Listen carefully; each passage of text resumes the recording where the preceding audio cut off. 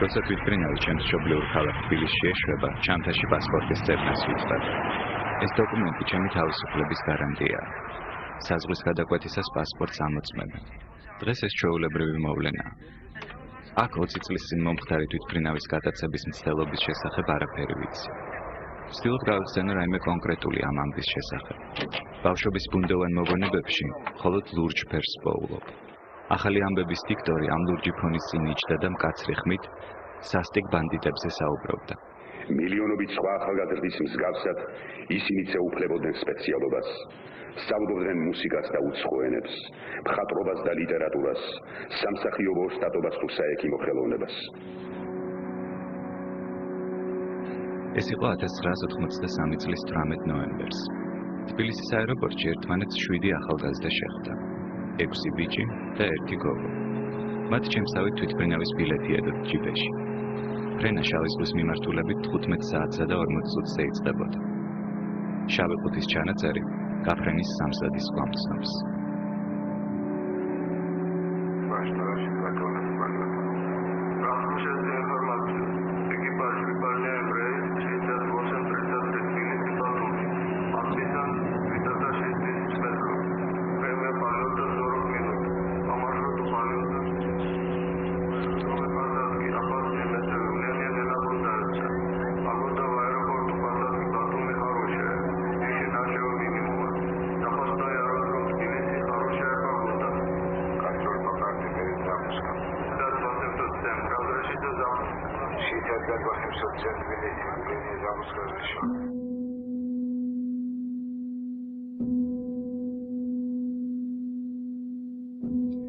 აეროფლოტის სამგზავრო თვითმფრინავის 68-23 მაშინ ბათუმში უნდა გაფრენილიყო. თბილისის აეროპორტში 7 კაციანმა ჯგუფმა მოახერხა თვითმფრინავში იარაღის შეტანა. მათი მიზანი სოციალისტური საქართველოდან დასავლეთში გაქცევა იყო. ისინი ბათუმში დაშვებამდე თვითმფრინავის უახლოეს კაპიტალისტურ ქვეყანაში, თურქეთში გატაცებას გეგმავდნენ. გამტაცებლები მეტწილად განთქმული ოჯახების შვილები იყვნენ. მათ შორის 22 წლის გეგა კობახიძე და 19 წლის თინა პეტვიაშვილი.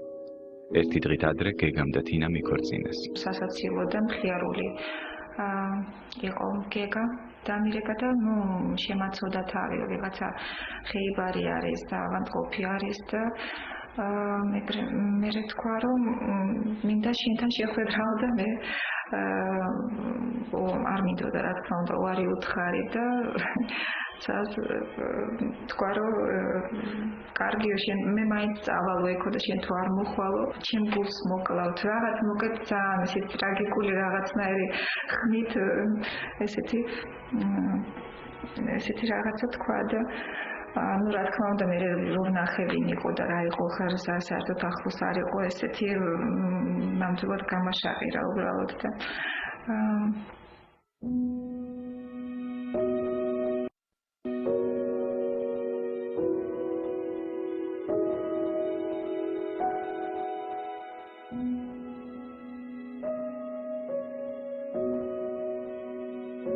გეგა კობახიძე ცნობილ ქართველ ხელოვანთა ოჯახში გაიზარდა. მამა მიშა კობახიძე კინორეჟისორია. დედა ნათელა მაჭავარიანი თეატრის მსახიობი. გეგა თეატრალურ ინსტიტუტში სწავლობდა. მისი მეუღლე თინა სამხატვრო აკადემიაში. გეგა პატარაობიდანვე მრავალ ქართულ ფილმში მონაწილეობდა. ეს ფილმები კარგად მახსოვს. მათ ხშირად აჩვენებდა საქართველოს ტელევიზია. შენ მე მომატყუე. საიდან იცი რომ მოგატყუე? იცი საიდან? როცა მე ორ ვჭამდი, შენ ხმა არ მოიღე. შენ რატომ ჭამდი ორს? ჩვენ ხომ დავთქვი თითო მარცვალზე მეტი არ შეგვეჭამა.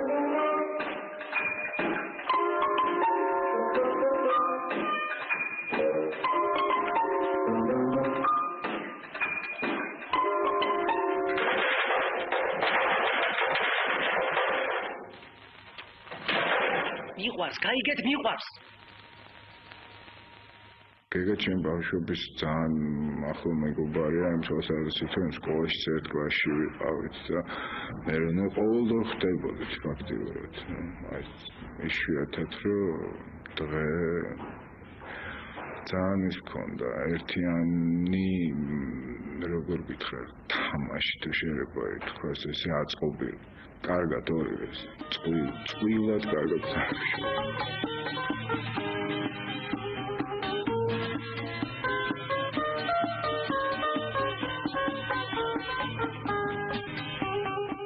ეს თაობა ვიყავით, რომელსაც თქვა მაგალითად ის შეგვეძლო რომ ნაყინის საჭმელად მოსკოვში გადაფრენილიყავით და საღამოს უკან ჩამოფრენილიყავით. ამიტომაც უკან რო იყურები და თუ შენ ცდილობ რომ დააფიქსირო შენი ყოველდღიური ცხოვრება და რაღაცა როგორ გითხრა და აი მაქსიმუმი როგორ უნდა ამოგეღო, ხო? იმისაც რომ გართობილიყავი რაღაცნაირად თავი ცოცხლად გებრძნო, ამას ჩვენ ყველაფერს ვაკეთებდით. ყველაფერს.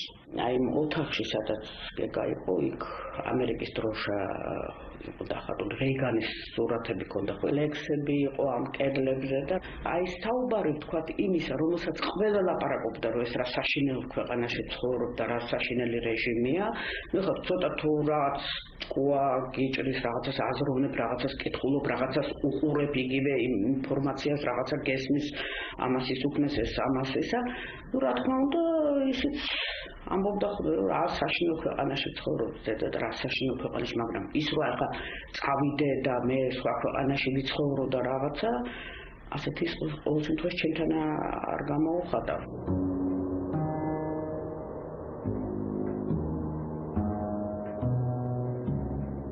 80-იან წლებში მსოფლიო ცივ ომში იყო ჩაბმული.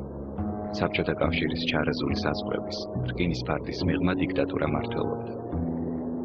კაპიტალისტურ ქვეყნებში გამგზავრება მაშინ საბჭოთა მოქალაქეებისათვის მხოლოდ გამონაკლისის შემთხვევაში იყო შესაძლებელი.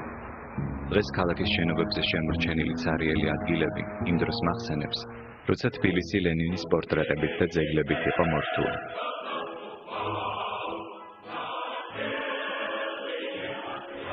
ჩემი თაობა ამ ვიზუალური პროპაგანდით გაიზარდა. კადრებით, რომლებიც სოციალიზმის გამარჯვებას გვამცნობდნენ. მაშინ მოსკოვში კრემლის მმართველობა ლეონიდ ბრეჟნევის გარდაცვალების შემდეგ იური ანდროპოვმა გადაიბარა. საქართველოში რესპუბლიკის ხელმძღვანელი კომუნისტური პარტიის ცენტრალური კომიტეტის პირველი მდივანი ედუარდ შევარდნაძე იყო. შენი მდგომარეობა მაშინ ძალიან სერიოზული იყო. გარღვევის სურვილით, ამ თვალსაზრისით, გარღვევის სურვილის თვალსაზრისით, იმიტომ რომ ძალიან ძლიერი იყო აი ეს ბოლო რაღაც პრესი საბჭოთა გესმის და უფრო ჩნდება გარღვევის სურვილი, როცა ეს ძლიერი პრესი აგონიაში ირყევა უკვე გესმის და მეტი სტიმული გაქვს, რომ არის შანსი, რომ გაარღვეო გესმის, გახვიდე. წასვლის სურვილზე ჩვენ ყველანი ლაპარაკობთ. შეუძლებელი იყო პრინციპში მაგაზე რომ არ გესაუბრო. ეს საუბარი არა მარტო გეგასთან, არამედ ჩვენ ერთმანეთში მუდმივად ხონდა. და ესეც მოდი ჩავთვალოთ ისე რაღაც ისეთი ოცნების დონეზე იყო რა უბიჭო ავსტრალიაში ჩამაგდო, ეგ შტატებში ახლა გამატარა სამ. თქვა აი ლონდონი რა იქნებოდა კარგი იქნებოდა იქ რომ მაგრამ Идешь кому-то из друзей, заходишь в гости без причин и просишь свежих новостей. Просто хочешь ты знать, где и что происходит. Просто хочешь ты знать, где и что происходит. მეგობრები საბჭოთა კავშირიდან გაქცევის სხვადასხვა მეთოდებზე ფიქრობდნენ. ბალტიისპირეთის ქვეყნებში დათო მიქაბერიძე და სოსო წერეთელი ცდილობდნენ გაერკვიათ საზღვაო გზით საბჭოთა საზღვრის გადაკვეთის შესაძლებლობა. სუკის ყურადღება სწორედ მაშინ მიიქციეს. თბილისში გაჩნდა ეჭვი, რომ სახელმწიფო უშიშროების კომიტეტის თანამშრომლები მათ უკვე თვალყურს ადევნებდნენ. მეგობრებმა ახალი გეგმის შემუშავება დაიწყეს. გაჩნდა თვითმფრინავის გადაცევის იდეა. ეს გეგმა მათ მართლმადიდებელ მოძღვარ მამა თეოდორეს გაუზიარეს. მამამ იცოდა ეს ყველაფერი, მეტ-მეტად ქორწილი, იმიტომ რომ ქორწილი იყო დათქმული, რომ უნდა ყოფილიყო ქორწილი და აი ამ ქორწილის ეგიდით უნდა მოხდარიყოს ყველაფერი და მამას უთქვია თავის დროზე, რომ ამას ყველაფერს მოხდება საშინელი სისხლის ყრვა მოყვება ამას ყველაფერს. და თქვენ კი არა, მთელი ის რო იყოს, არ დაინდობენო რა, ყველას ამოწყვეტავენ, ოღონდ აქედან საბჭოთა კავშირიდან, რომ იქ რაღაც არ გავიდეს, აი ეს პროტესტის ფორმა თუ პროტესტის აქცია, ხო? ისე გამაცნეს, როგორც თავისი მეგობარი, რა თქმა უნდა, მაგრამ რო გითხრა, რომ გავლენა ჰქონდა თემურს მაგაძე, შეიძლება როდისმე ადრე ქონია, მაგრამ იმ პერიოდში აღარ იყო ესე და ახლა მე არ ვიცი ყოველ შემთხვევაში არ ვიცი შეიძლება ამის თქვა თუ არა, მაგრამ მახსოვს დასცინოდნენ კიდევაც ბოლოს იცი რომ რაღაცა გიჟი არისო რაღაცა და ამიტომ სერიოზულად აღარ აღიქვავდნენ და არც აპირებდნენ თემურისთან ნამდვილად არანაირი გეგმების გაზიარებას. რაღაცნაირად ეს აქცია მზადდებოდა. აქედან გამომდინარე ამ აქციაზე ამ ჯგუფის წევრები საერთოდ არათუ თავის უახლოეს, საერთოდ არავისთან, არც თავის მეგობრებთან, არც თავის მშობლებთან, უახლოეს ადამიანებთან ამის შესახებ არ საუბრობდნენ. ეს იცოდა მხოლოდ და მხოლოდ აი ჯგუფის იმ ნაწილმა, ვინც აი მერე თვითმფრინავი წაიყვანეს. თვითმფრინავის გადაცემამდე ერთი დღით ადრე გეგა კვაბახიძემ და თინა ფეტვიაშვილმა იქორწინეს. ბათუმში გაფრენა საქორწილო მოგზაურობად იქნა გასაღებული. ქორწილში მყოფი სტუმრებიდან არავის გასჩენია ეჭვი, რომ ეს მოგზაურობა საბჭოთა კავშირიდან გარღვევის მცდელობა გახდებოდა.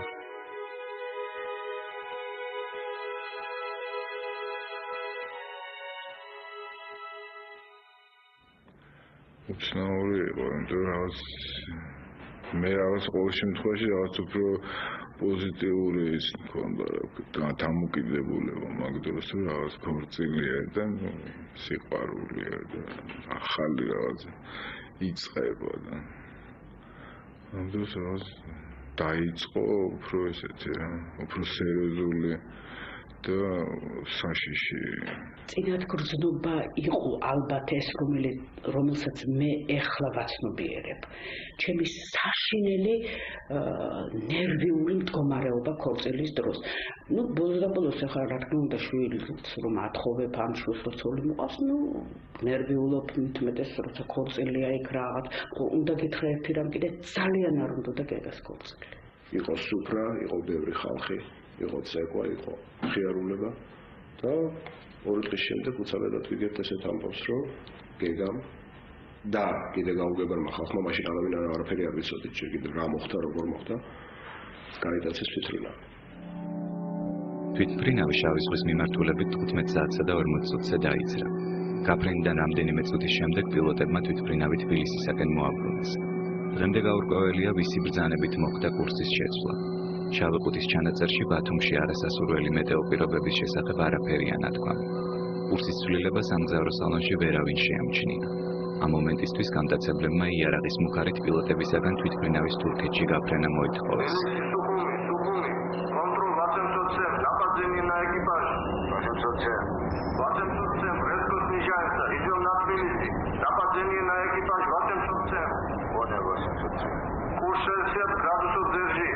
Так, бери, так, 115 градусов, да, 110 бери.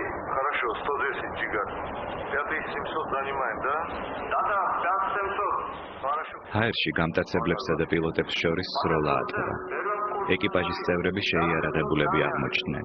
სროლის შედეგად ორი გამტაცებელი და ეკიპაჟის ორი წევრი დაიჭრა. ერთი გამტაცებელი დაიღუპა.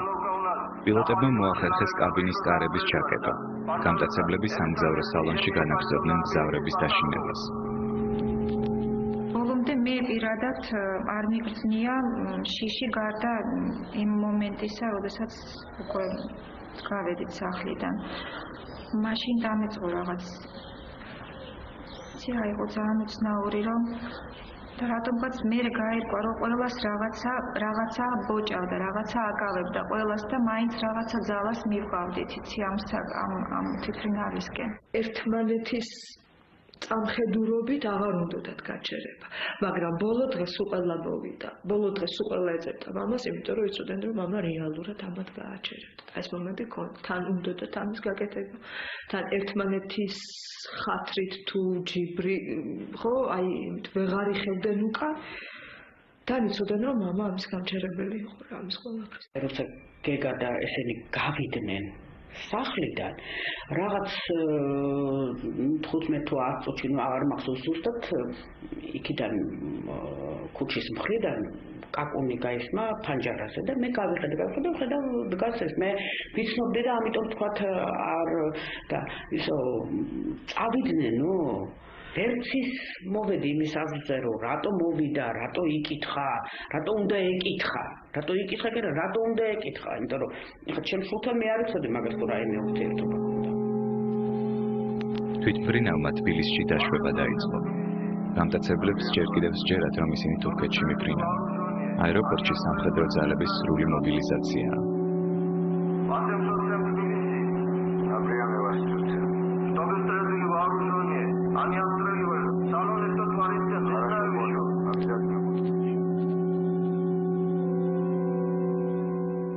თბილისის აეროპორტში რომ დაჟდით რა, მარტო მაშინი ვხდით რომ უკან დავუბრუნდით.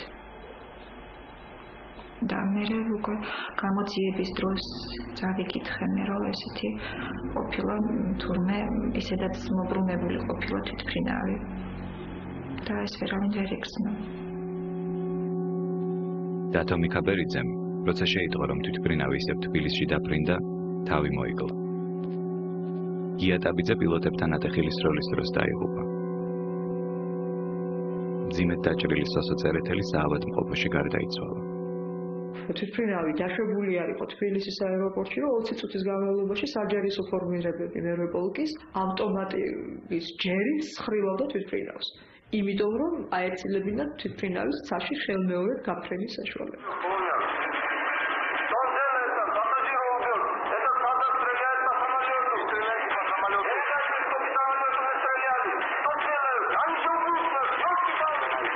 ჯერ რა თქმა უნდა ვერც მივხვდი რა ხდებოდა, იმიტომ რომ აი ნამდვილად რაღაც თითქოს დაფრინავდნენ ეს ტყვიები ჰაერში, რაღაც ეს ძალიან ძვიმასავით წამოვიდა და გაუგებარი იყო რა ხდებოდა.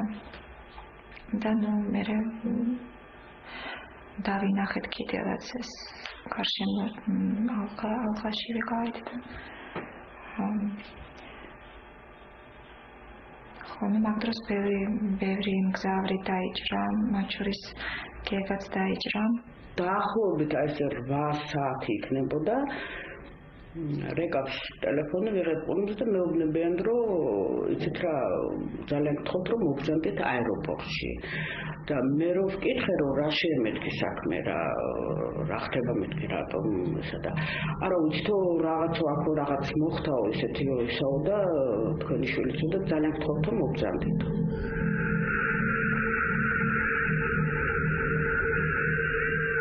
რომ მივედი ვიმგზავნდებით რომ მკითხეთ და მითხრა ასე დამიბარეს და ხო მოგზავნდით რომ მოგზავნდით შეგოყვანეს გავუყვანეს მეორე საფუძვზე და ხედავ მთელი მთავრობაა იქ. აი ამ დროს გავიგონე სხვა შორის იმისი შევარდნაძის ხმა რომ ნუ არ ვიცი მე რა იყო რა მოხდა როგორც მე გამოიყვა რომ ეს იყო მერვე პოლკი მაშინ ასე ეძახოდნენ გამოიძახა ინაურმა და იმათმა ატეხეს გარედან სროლა.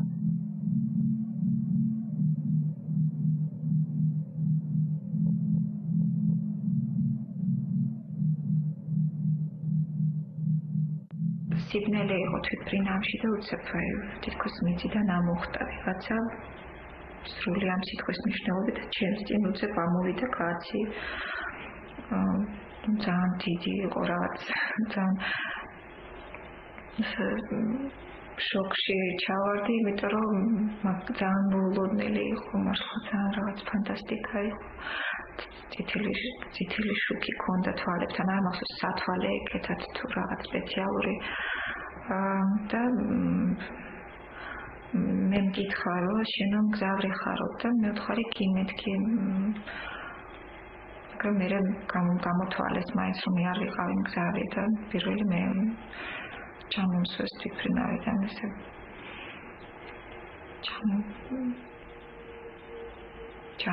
პრინციპში ჩამომაგდეს, იმიტომ რომ არ სტრაპი იყო არაფერი. დასაფრენძოლზე სამხედროებმა თვითმფრინავი გარედან გაუფრთხილებლად დაცხრილეს. შემდეგ გაიმართა რამდენიმე საათიანი მოლაპარაკება გამტაცებლებთან. საბოლოოდ რუსეთიდან მოვლენილმა სპეცდანიშნულების რაზმმა თვითმფრინავზე შტურმი განახორციელა. გამტაცებლები სულ რამდენიმე წუთში იქნენ დაკავებულნი. თავიდან ეს ამბავი ფართო საზოგადოებისათვის გასაიდუმლოებული იყო. გამტაცებელთა ოჯახებიც კი მხოლოდ მცირე ინფორმაციას ფლობდნენ. მოგვიანებით სუკმა მამა თეოდორე დააკავა. ანტიკომუნისტური ლიტერატურის შენახვის საბაბით. ის რომ ამას დაიჭერდნენ, მიუხედავად იმისა, რომ თვითმფრინავში არ იჯდა, მიუხედავად იმისა, რომ 6 თვე ამბიჭებთან რეალური კონტაქტი არ ჰქონია, აი კანტი-კუნტი კონტაქტი ჰქონდა, ანუ ხან ერთი მოდიოდა, ხან მეორე მოდიოდა, მაგრამ ეს არ იყო ახლა ესეთი ხასიათი, როგორცაც ადრე ატარებდეთ, ის ყველა ერთად მოდიოდნენ, იყო რაღაც საუბრები, ანტისაბჭოთა საუბრები ძირითადად. ხო, ეს უკვე აღარ იყო ეს მომენტიც. და მე რო გადიოდა თვალი ჩამიკრა ესე და ესეთი ნიშანი ჰქონდა, ეს ნიშნავს სადღაც იპოვა one way. ისე ამაყად წავიდა, რომ ისინი ვერ გაუკეთეს, რომ აი ხელები ესე დაიდიან, ხელბურკილები დაგადოთ ან რაღაცა და ესე წავიდა. აი იმის მერე აღარ მინახავს. მაშინდელი პრესა მხოლოდ ეკიპაჟის წევრების, ბორტგამცილებლის და 2 პილოტის სიკვდილს იუწყებოდა. ნეკროლოგში ეწერა, ისინი თავიანთი სამსახურეობრივი მოვალეობის შესრულებისას დაიღუპნენ. გატაცების მცდელობა ნახსენები არ იყო და არც ის, რომ თვითმფრინავის გარედან დაცხრილვის შედეგად 2 მგზავრი დაიღუპა. ეკიპაჟის წევრები სახელმწიფოს ხარჯით დაკრძალეს. მათ სიკვდილის შემდეგ საბჭოთა კავშირის გმირობა მიენიჭათ.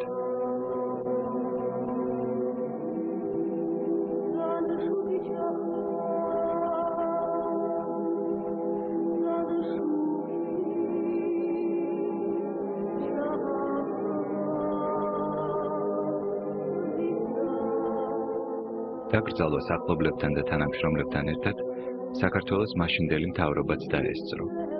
თუმცა ამ დაკრძალვის კადრები მხოლოდ 9 თვის შემდეგ აჩვენეს ტელევიზიით.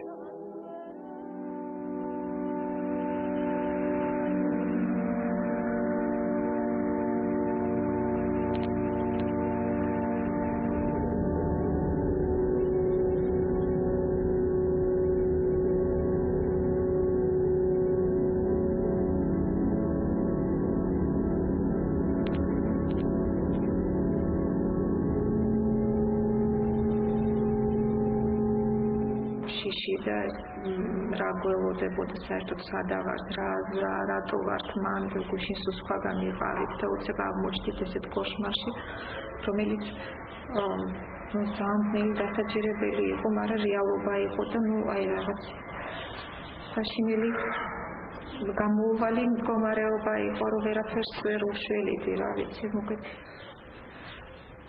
იცი რა ძალიან ძნელია რა, როდესაც შენი მეგობრები არიან, შენი ახლობლები არიან და უცებად ლაპარაკობენ რომ აჩიპენსი, ბანდიტი, ტერორისტი, ამ ყველაფრის ერთმანეთთან დაკავშირება ხო საკმაოდ რთულია. ძალიან ძნელია რომ გეგა დაუკავშირო, კონკრეტულად გეგაზე ვსაუბრობ, თქვა მაგალითად ტერორისტს და საერთოდ თან ტერორისტის ესე იგი იმ სახეს როგორც იმ დროს შეგეძლო წარმოგედგინო.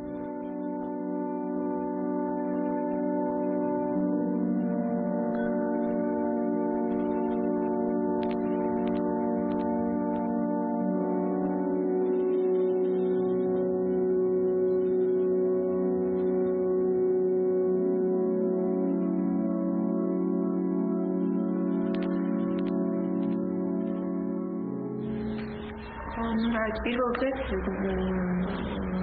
ვარყავი რაღაცეები მოკეთ არაფერი არ ვიცოდი და რაღაცა, მაგრამ მეორე დღეს ყველაფერი გამოვხდი რომ რაღაც მოკეთ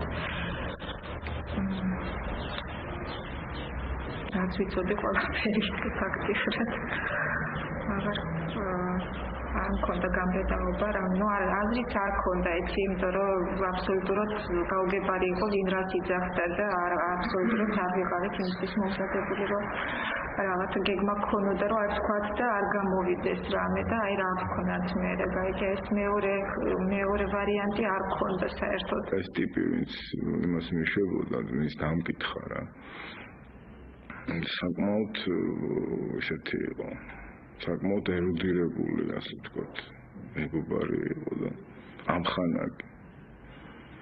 ხოდა ნუ რაღაც უფრო ისეთი რაღაცები მაინტერესებდა, თანაც დეტალი რელიგიასთან დაკავშირებით და ვკითხულობდით თუ არა ბიბლიას და რაღაცა სიგიჟე იყო. მაგრამ ნუ ფაქტია, რომ 5 საათი იქ ვიჯექი და ეს ტიპი რაღაცა სიმთავრე მანქანაზე ბეჭდავდა. ეს ისეთი ჭკვიანური შეკითხვა მომცა რომ ბავშვობაშიო უყვარდაო თოფით და იმით თამაშიო და მეუთხარი რომელი ბავშვია და თანაც ბიჭი რომელიც არ თამაშობს თოფებით, მაგრამ თქვენ წარმოიდგინეთ რომ მაინდა-მაინც არ იყო ამით მეთქი დაკავებული, უფრო იყო აი რაღაც სპექტაკლებს გავდა, ყავდა თავისი სახიობები მეზობელი და აი ამ სპექტაკლებს გავდა სახლში და ჩვენ ვიყავით მისი მაყურებელი და უფრო ამით იყო მეუთხარი დაკავებული და ესე თოფით ჭერია ხალხი ველოსიპედით და 1983 წელს რეჟისორი თენგიზ აბულაძე თავის ყველაზე ცნობილ ფილმს მონანიებას იღებდა. ეს იყო პირველი საბჭოთა ფილმი, რომელიც სტალინისტურ რეპრესიებს გაემიჯნა. ამ ფილმში გეგა კობახიძე ერთ-ერთ მთავარ როლს თამაშობდა. გადაღება ჯერ კიდევ არ იყო დამთავრებული, როცა გეგამ გაქცევა სცადა. სუკმა კონფისკაცია გაუკეთა ფილმის მასალას და გაანადგურა სცენები გეგას მონაწილეობით. ცენზურას მხოლოდ ფილის 1/5 გადაურჩა. მოგვიანებით ეს სცენები მსახიობ მერაბ ნინიძის მონაწილეობით გადაიღეს. მხატვრულ ფილმს მონანიება 80-იანი წლების ბოლოს მსოფლიო წარმატება ხვდა წილად.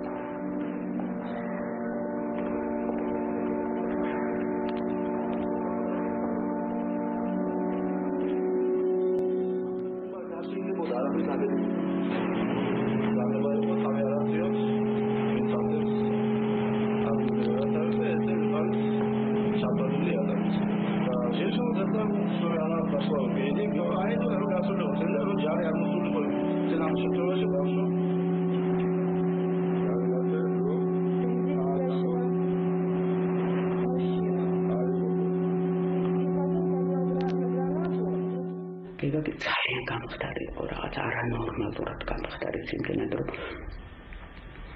შარბანიც რამდენი ადგებოდა საპასუხოდ იმდენი ეს ვიწერდა ეს მოჩალოს და რომ ტიროდი მე როცა უყურებს იქნახას მიქნდა მე ხეწებოდა მოდი ხარო რა გახეწებდა ხარო მახსოვს რომ გეგა მაწნარებდა რომ გეშინია ყველაფერი კარგად იქნება და თვითონ იყო ამ დროს ძალიან გაფიქრებული და შეშინებული ისევე ალბათ როგორც ყველა ჩვენთაგანი მაგრამ ნუ აი შემდგომ დღეებში უფრო რაღაც დავწყნარდით იმდენად რამდენადაც ეს პირველი შეხვედრა სასამართლოსთან იყო ძალიან ისეთი საშინელი და არ ვიცოდით რა გველოდებოდა და რა არის საერთოდ ეს დარბაზი იყო გაჭედილი, მაგრამ ეს ხალხი იყვნენ უშიშროების თანამშრომლები, ზოგი ფორმიანი და ზოგი უფორმო. ანუ იქ ჩვენი მხრიდან იყო მარტო 8 კაცი, დედა და მამა 4 მსჯავრდებული, მე არ ამჩვენს. 9 თვის შემდეგ სასამართლო დარბაზში გამტაცებლებმა ისევ ნახეს ერთმანეთი. ბრალდებულთა სკამზე ისხდნენ თინა ფეთუიაშვილი და გეგა კობახიძე, ძმები პაატა და კახა ივერიელები და ასევე მოძღვარი მამა თეოდორე, თეიმურაზ ჩიხლაძე.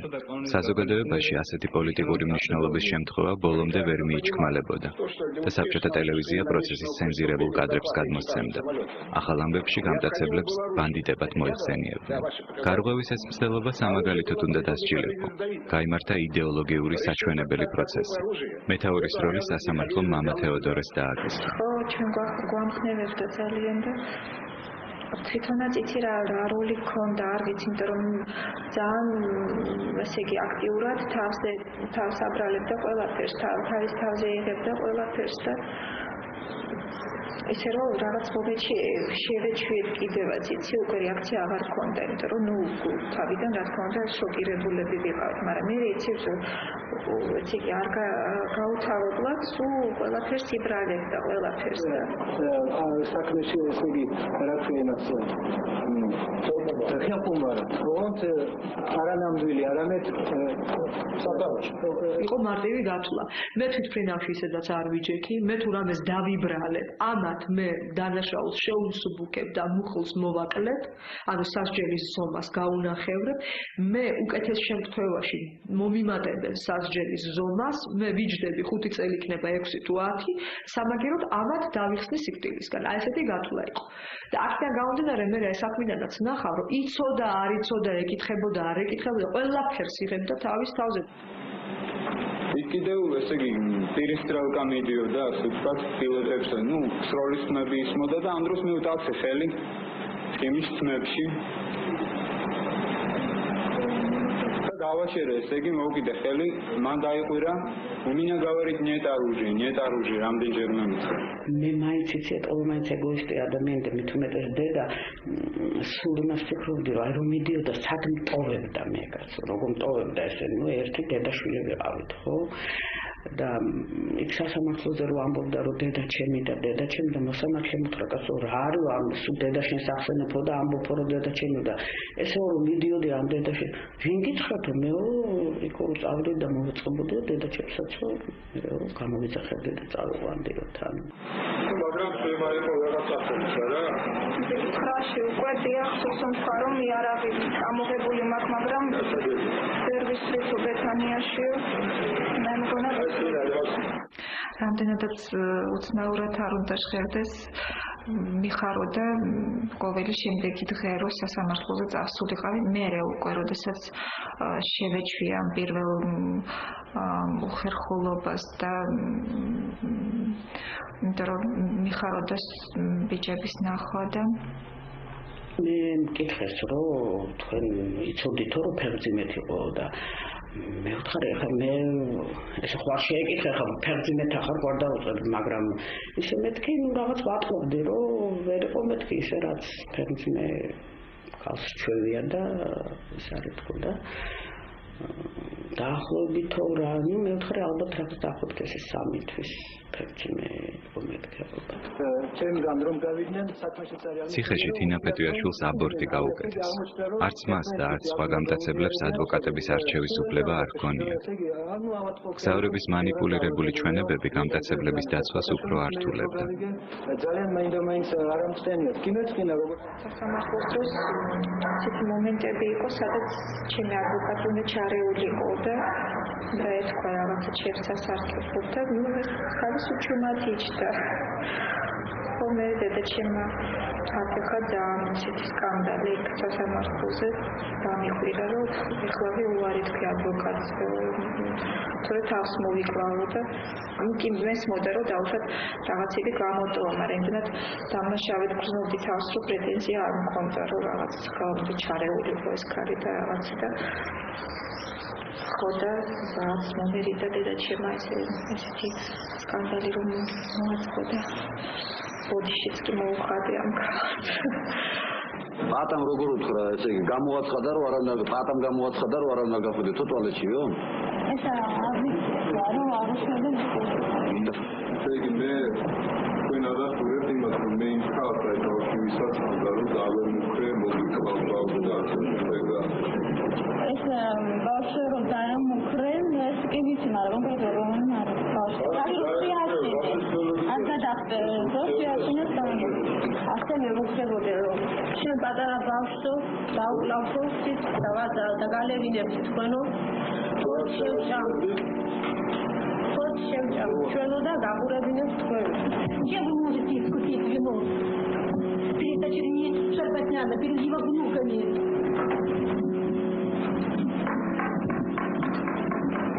у вас было все что вам там нужно было как вы сейчас относитесь к Западу сейчас вы еще уверены в его превосходстве перед советской системой, где вы учились, и чем вы можете ответить?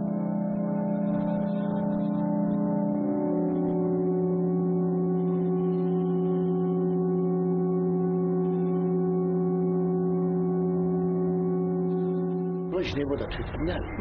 მოდაიჭდა თვითმფრინავი გაჩერებულიც არ იყო თვითმფრინავი. ხო მიგორა თვითმფრინავი ამ ტრასაზე არა? ისეთი საშინელი სტროლა იყო. ნუ უკვე ვიფიქრე თუ ფექტებით რაღაცა ხდება საშინელები. ეს მერე გავარკვიეთ რომ სტროლა იყო გარეთ. ჩემი მეუღლე რომ გამოიძახეს იქ თვითფრინავი რომ იყო იქიდან რომ დააჯინეს სადიჯექიო ხო აი ოდნავ რომ გადახრილი არ ყოფილიყო პირდაპირ რომ გაზომეს ტყვია ხო პირდაპირ უწევდა გულში თვითონ მე სადაც ვიჯექი სადაც ვიჯექი გამოძიების მერე ნახე ის ადგილი იმ ადგილას სადაც მე ვიჯექი 5 ტყვია იყო გამოვლილი ავტომატის ტყვია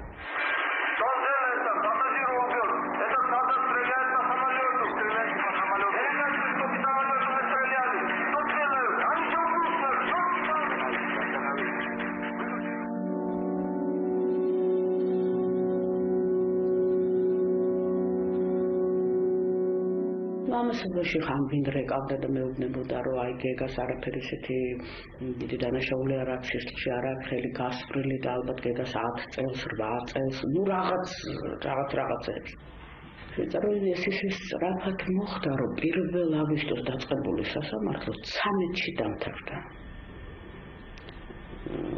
თან პარასკევი დღე პარასკევი დღეს დამთავრეს და ორშაბათს უკვე დაგვიბარეს განაჩენის გამოსატანი Изложенные мной обстоятельства виновности каждого подсудимого в отдельности прошу приговорить. Чехладзе Таймурана Владимировича по статье 19, часть 1 статьи 84 УК Грузинской ССР к максимальной санкции этой статьи, к высшей мере наказания расстрелу. И Велели Каху Важаевича, и Велели Пату Важаевича, Кобахидзе Германа Михайловича, к высшей мере наказания расстрелу. Петриашвили Тинатин Владимировну. На основании статьи 40 УК Грузинской ССР окончательно определить ей 15 лет лишения свободы.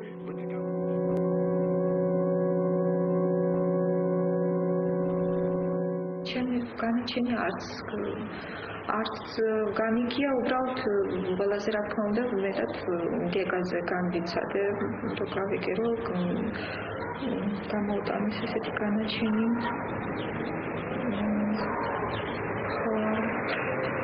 ალბათ არ ვიცი ისი იმედი მქონდა მაგრამ თავს ვიტყუებდი რომ შეიძლება არაფერი ეგეთი არ მომხდარებოდა მაინც ეთქობა მოულოდნელი იყო ასეთი განაჩენი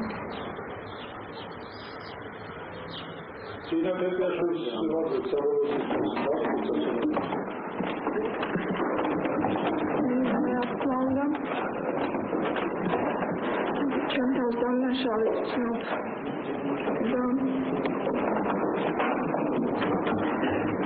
არავისთვის არ არის სასიამოვნო იყო დამნაშავე და ბოროტ მოქმედი არც ამაყო ამაში არაფერი და რა თქმა უნდა ნანობ ყველაფერს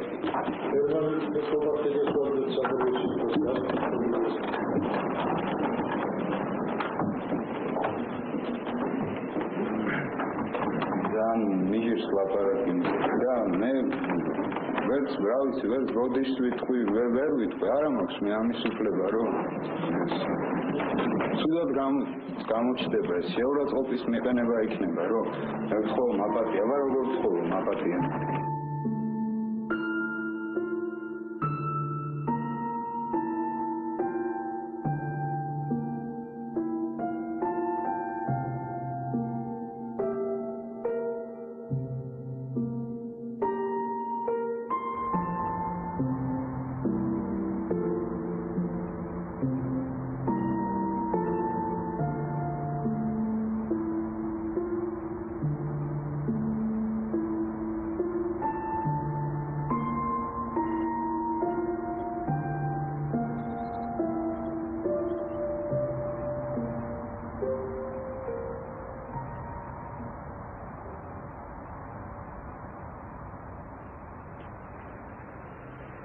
არავინ ელოდა, რომ პროკურორი მაშინდელი საბჭოთა კანონმდებლობით არსებულ უმაღლეს სასჯელს, სიკვდილით დასჯას მოითხოვდა. ქართული კულტურის წარმომადგენლებმა მთელს ქვეყანაში შეწყალების თხოვნაზე ხელმოწერების შეგროვება დაიწყეს. ცენტრალურ კომიტეტსა და მთავრობაში ასობით ხელმოწერა იქნა წარდგენილი. პეტიციაში გამტაცებლების დანაშაული და დასჯის აუცილებლობა ეჭვგარე შეიდგა. მხოლოდ მათ შეწყალებას ითხოვდნენ ახალგაზრდა ასაკის გათვალისწინებით. ამ აქციამ წარუმატებლად ჩაიარა. განაჩენის გამოტანიდან 2 თვეში 4 სიკვდილმისჯილი აქ, თბილისის ციხეში დახვრიტეს. მაშინდელი საბჭოთა კანონის თანახმად განაჩენის გამოტანიდან მის სისრულეში მოყვანამდე 9 თვე მაინც უნდა ყოფილიყო გასული. დღემდე გაურკვეველი რჩება, რატომ არ იქნა დაცული ეს აუცილებელი ვადა. რატომ დახვრიტეს გამტაცებლები ასე სასწრაფოდ. ვის დასჭირდა სიკვდილმის ჩილთა ოჯახების გაურკვევლობაში ყოფნა 5 წლის განმავლობაში. ისინი დახვრეტის შესახებ არ იყვნენ ინფორმირებული და დღემდე არ იციან თუ სად დაკრძალეს ცხედრები. ყველაზე დიდი უბედურება არის, როცა არ იცი რა ხდება შენ თავს და ხარ გაურკვევლობაში. ესე იგი, გავიდა 84 წლიდან 99 წლამდე, ჩვენ არ ვიცოდით რა მოხდა საერთოდ. ერთი ვერსიით შეიწყნარეს, მეორე ვერსიით მოდიოდა და ვიღაც ადამიანები გვეუბნებოდნენ, რომ აქ არის, იქ არის, თქვენ ოღონდ ჩუმად იყავით, თქვენ ხმა არ მოიყვთ. ძლიერს შეიწყალეს ესენი. რადიოდა მე რაღაცნაირი ამბები ციხეში ასარმეცი სულ რაღაც ამ საქმეში უფრო გაცნობიერებული ხალხი ვინც არიან პატიმრები და რაღაც ისტორიებს ყვებიან არსებობს ეგეთი კოლონია სადაც შეიძლება უნდა იყვნენ და რაღაც მუშაობენ რაღაც მძიმე სამუშაოებზე და არსებობს ეგეთი ადგილი და ალბათ იქ არიან და მე სულ მეგონა რომ ალბათ მართლაც იქ არიან და იცი რა ეხლა მე უნდა მეხომ ჩემი მეგობრები რომ ალბათ იმ 5 წელმა შენ ძალიან კი არ ხება რა სიტყვა აი რაღაც იმედი რომ იყო აი ამის გამო შეიძლება იცი უცებ რაღაცა ნუ ხوار შეიძლება თავი მოიწლა ხوار შეიძლება რომ დაჩაჩანაკი და ეს 5 წელი მაინც იმდენი დროა გესმის რაღაცის მოლოდინში რო ხარ ძალაუნებურად შენ ფიზიკურ იმას უწევ რაღაც ანგარიშს და იმას რომ მაგრად იყო რომ ნუ რაღაც ბოლოს დამიძახებენ და მეტყვენ რომ აი ამ კოლონიაში შენი შვილი და უნდა წახვიდე მაგრამ ყველაფერი ასე ჩამთავრდა.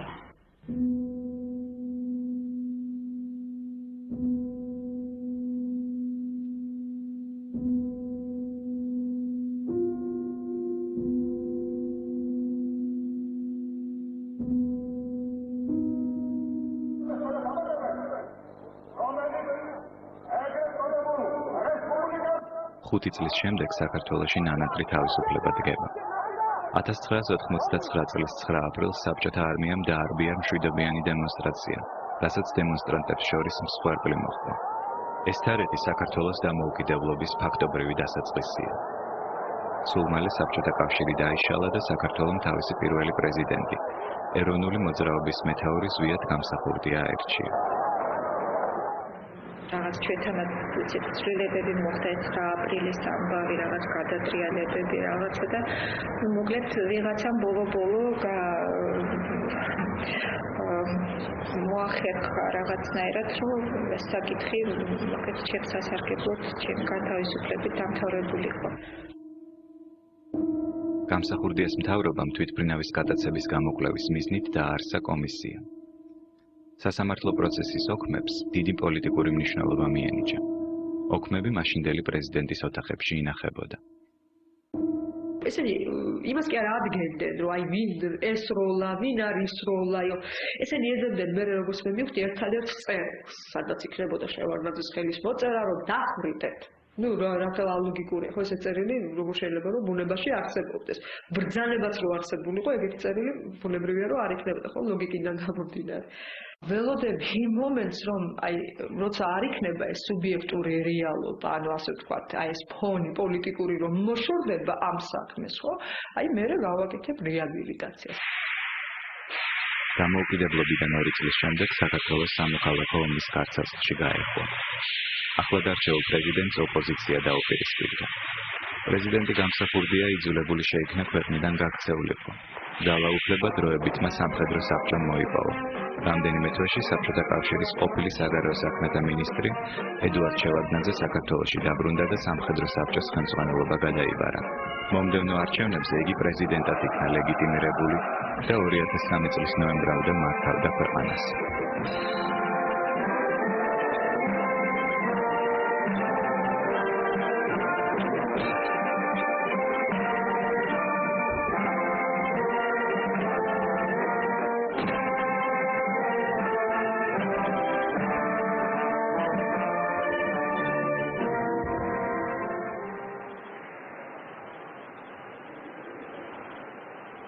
საქართველოში თვითმფრინავის გატაცების ამბავი 20 წლის შემდეგაც არ კარგავს აქტუალურობას. 1993 წლის ტრაგიკულ ისტორიაზე ისევ მსჯელობა. ვინ იყვნენ გამტაცებლები, ტერორისტები, თავისუფლებისათვის მებრძოლები თუ თავგადასავლის მიამიტი მსხვერპლი? არსებობს მრავალი ვერსია და ლეგენდა ამ ამბის გარშემო. მაშინდელი ბანდიტები დღეს გმირები ხდებიან. თბილისში ერთ-ერთ პატარა ქუჩას სოსო წერეთლის სახელი დაარქვეს. ეს სატელევიზიო რეკლამა სპექტაკლის ჯინსების თაობა პრემიერას გვამცნობს. პრემიერა თბილისის ერთ-ერთ პატარა თეატრში გაიმართა. წარმოდგენები დღესაც ანშლაგებით მიმდინარეობს. მაყურებელი მეტწილად ახალგაზრდაა. გმირული ეპოსი თინას, გეგას და მათი მეგობრების ამბავს მოგვითხრობს. სცენაზე ციხიდან გაქცევის ოცნებაზეა საუბარი. თვითმფრინავის გატაცების ამბავი ისევ პრესის ყურადღების ცენტრში ექცევა. თუმცა ეს პათეტიური ეპოსი ბევრ კითხვას პადებს. თუ გავიხსენებთ, რომ გმირების ოცნება მსხვერპლი განაპირობა. მე რა ვიცი, რა გმირებად გამოიყვანეს, რა თქმა უნდა, ჩვეულებრივი ტერორისტები არიან. ჩვეულებრივი, სადაც არ უნდა იყვნენ. და სადაც არ უნდა იყო იქ ვიტყვი, რომ ტერორისტები იყო. ამას ხო რა უნდა? ტერორისტები ხო ქვია მაგას? ხომა, ტერორისტები იყო ეგენი, ხო? ძალიან ნამდვილად თუ მაგარი ტერორისტები. რატომ უნდა დაუდგან ანის ძეგლია თუ ანის მისი სახელობის ქუჩა თუ ანის სპექტაკლი, რატომ უნდა დაუდგან მაგას? მითხრა რომ რაით არიან მაგინი გმირები. რომ კომუნისტები წყობას ისე იგი აგინებდნენ და აუდგენ წითურა ვერ მივხვდი. რაით არიან გმირები ერთი მაინც მითხრა რა.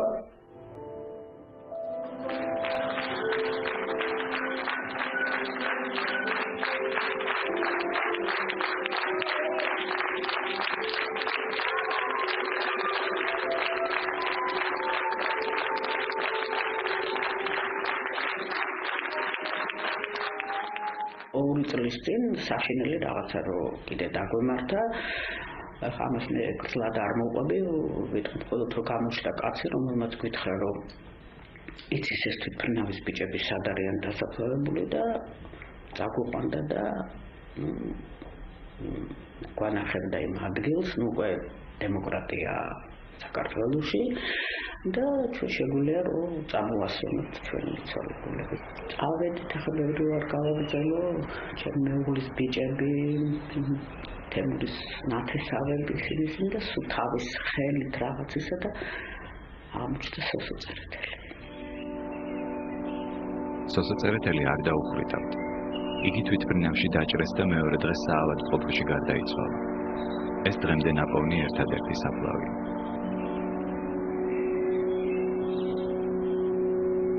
2000 წელს ეკა ჩიხლაძემ გამოსცა წიგნი სათაურით დასახრეტი საქმე.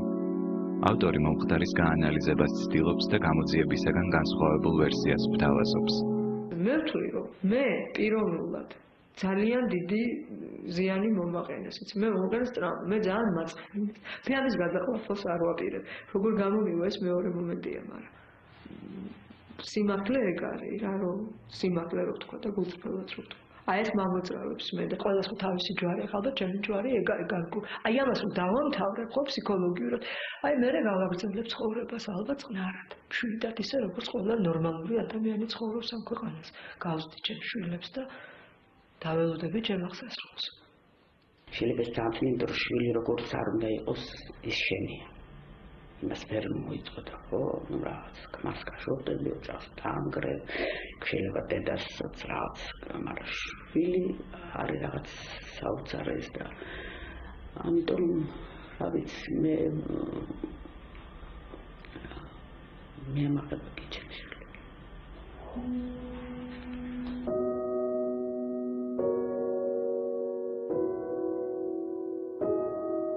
მე ყოველთვის რა ვიცი, ისე ვიქნები რომ ყველანაირ თავისუფლება არანაირად არ ღირს არაფრად, როდესაც ეს მსხვერპლის ფასი ხდება.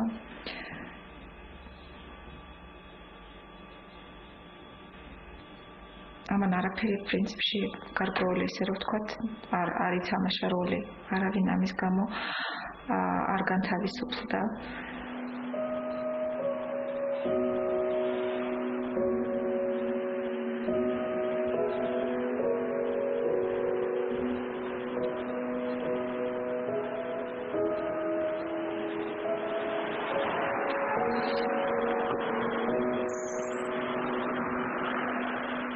ისევ აეროპორტში ვდგავარ, თვითმფრინავის გადაცემის ადგილზე.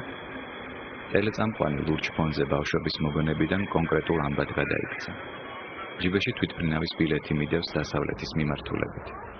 და გეგას, თინას და მათი მეგობრებისაგან განსხვავებით, ჩემს ქართულ პასპორტში უცხოეთის ვიზაა. ქვეყნის დატოვების უფლებას უბრალო ბეჭედი მაძლევს.